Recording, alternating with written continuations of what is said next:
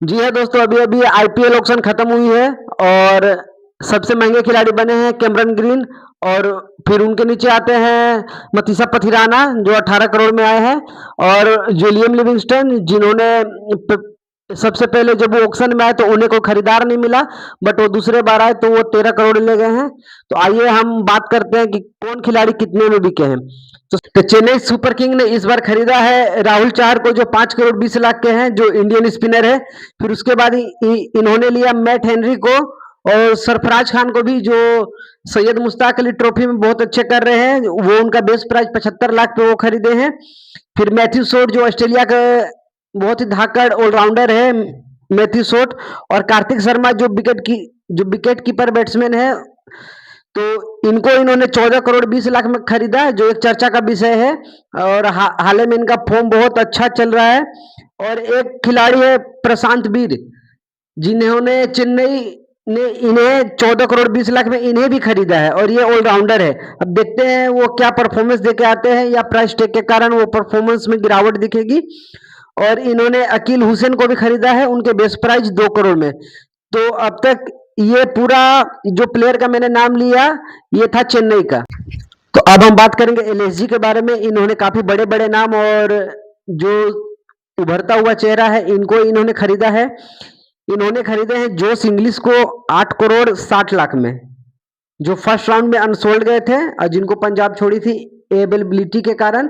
और वो Ricky Ponting अच्छे से जानते हैं कि वो ऑस्ट्रेलिया के हैं, और इनको अप्रैल मई में कुछ पर्सनल इशू के कारण वो पूरे मैच नहीं खेल पाएंगे। फिर वो सब हटाया जाए, इनको खरीदे हैं 8 करोड़ 60 लाख में एलएसजी लखनऊ सुपर जायंट। फिर इन्होंने खरीदे हैं अक्षत रघुवंशी को 2 करोड़ 20 लाख में। फिर खरीदे हैं इन्होंने नमन तिवारी को 1 करोड़ में, मुकुल चौधरी को 2.60 करोड़ में, एनरिक नोकिया को 2 करोड़ में, और हसरंगा को 2 करोड़ में। तो अब हम बात करेंगे गुजरात टाइटंस के बारे में। इन्होंने खरीदा है ल्यूक वुड को 75 लाख में, टॉम बेंटन को 2 करोड़ में, जो इनका बेस्ट प्राइस था, और जेसन होल्डर जो 7 करोड़ में बिके हैं गुजरात टाइटंस के लिए। अब वो खेलते दिखेंगे। और इन्होंने कुछ वैसा फिर बड़ा नाम लिया नहीं। एक अशोक शर्मा है, जिनको इन्होंने 90 लाख में खरीदा है। तो इन्होंने कुल 4-5 ही लिए, बट वो अच्छे लिए और महंगे लिए। अब हम बात करेंगे सनराइजर हैदराबाद। इन्होंने खरीदा है जैक एडवर्ड्स को, जो ऑस्ट्रेलियन ऑलराउंडर है। इनको खरीदा है इन्होंने 3 करोड़ में। शिवम मामी को इन्होंने खरीदा 75 लाख में। और लियम लिविंगस्टन जो चर्चा के विषय थे, जिन्होंने फर्स्ट राउंड में अनसोल्ड हुए थे, वो दूसरे राउंड में वो आते हैं, और इन्हें हैदराबाद 13 करोड़ में लेती है। और इनका बेस प्राइस 2 करोड़ था। 2 करोड़ से ये डायरेक्ट 13 करोड़ तक जाते हैं और हैदराबाद के टीम से जुड़ जाते हैं। फिर इन्होंने खरीदा आपका शिवम कुमार को 30 लाख में, सलील अरोरा को 1.5 करोड़ में, साकिब हुसैन को 30 लाख में। और इन्होंने मतलब वो डोमेस्टिक की तरफ ये ज्यादा गए हैं। और बड़े नाम में एक जगह एडवर्ड्स और लियम लिविंगस्टन है। तो राजस्थान रॉयल्स के बारे में, इन्होंने खरीदा है कुलदीप सेन को, एडम मिलने को। और इन्होंने फिर खरीदा है रवि बिश्नोई को 7 करोड़ 20 लाख में। तो इन्होंने कोई ऐसा बड़ा परचेस नहीं किया है, और ट्रेड होके सेम करन और रविंद्र जडेजा इनके पास आ चुके थे। तो इन्होंने कोई ऐसा बड़ा नाम मतलब वो लिया नहीं है। एक रवि बिश्नोई थे, जिनको इन्होंने 7 करोड़ 20 लाख में लिया। तो हम बात करते हैं पंजाब किंग्स के बारे में। हालांकि उन्होंने 3-4 घंटे में वैसा कुछ इंटरेस्ट कोई खिलाड़ी में दिखाया नहीं, बट वो इंटरेस्ट दिखाए तो इन्होंने खरीदा है फिर विशाल निषाद को 30 लाख में, परवीन दुबे को 30 लाख में, बेन ड्वार्सियस को 4 करोड़ 40 लाख में, और कोपर कोनेली 3 करोड़ में। तो ये थी पंजाब किंग्स की। और इन्होंने ऑस्ट्रेलिया के बॉलर और ऑलराउंडर में इन्होंने निवेश किया। और इनके जो हेड कोच है रिकी पोंटिंग, उनका इंटरेस्ट भी ऑस्ट्रेलियन प्लेयर में काफी देखने को मिलता है कि इस बार पंजाब टीम फाइनल तक जा पाएगी या नहीं, ये आप कमेंट में बताएं। तो अब हम बात करेंगे दिल्ली कैपिटल्स के बारे में। तो इन्होंने खरीदा है बेन डकेट को बेस प्राइस में 2 करोड़, डेविड मिलर को भी ये बेस प्राइस पर लेकर आते हैं 2 करोड़।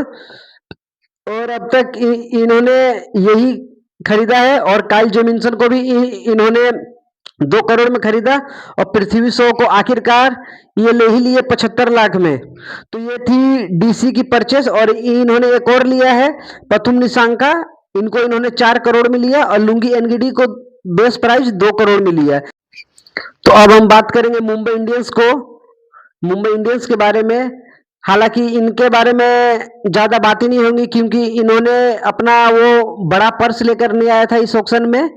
बट इन्होंने फिर भी अच्छे अच्छे खिलाड़ी खरीदे हैं, जैसे क्विंटन डिकॉक को इन्होंने चोरी से आया, चुपके से ले गया, इस तरह का कुछ खेल हुआ है क्विंटन डिकॉक के साथ। इन्होंने इनके बेस प्राइस 1 करोड़ में खरीदा। और दनिश माल्यवर, अथर्व कोलेकर और मयंक रावत को इन्होंने बेस प्राइस पे 30 लाख में लिया है। तो अब हम बात करेंगे रॉयल चैलेंजर बेंगलोर को। रॉयल चैलेंजर बेंगलोर ने खरीदा है जॉर्डन कॉक्स को 75 लाख में, जो इंग्लैंड के विकेट कीपर बैट्समैन है। और एक है मंगेश यादव, जिनको इन्होंने 5 करोड़ 20 लाख में खरीदा है। और जेकब डफी, जो न्यूजीलैंड के फास्ट बॉलर है।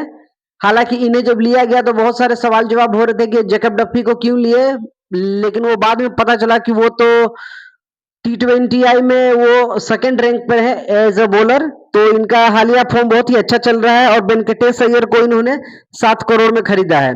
तो ये थी बेंगलोर की। तो अब हम बात करेंगे जो आज के टॉपिक जिनके बारे में है ऑक्शन, मतलब इस बार केकेआर। तो अब हम बात करेंगे केकेआर के बारे में। इन्होंने खरीदा है आकाशदीप को बेस प्राइस 1 करोड़ में, सचिन रविंद्र को 2 करोड़ में। और फिर इन्होंने एक तेजस्वी दहिया को लिया है, जो विकेट कीपर बैट्समैन है। फिर मुस्तफिजुर रहमान को 9 crore 20 lakh, wicket keeper batsman जो न्यूजीलैंड के हैं टीम साइफर्ट, इनको इन्होंने 1.5 करोड़ में लिया। राहुल त्रिपाठी को 75 लाख में, प्रसाद सोलंकी 30 लाख, और मतीसा पथिराना 18 करोड़, और फिन एलन 2 करोड़, और कैमरन ग्रीन, जिनकी चर्चा आईपीएल के कारण हो रही थी, इनको इन्होंने 25 करोड़ 20 लाख में खरीदा।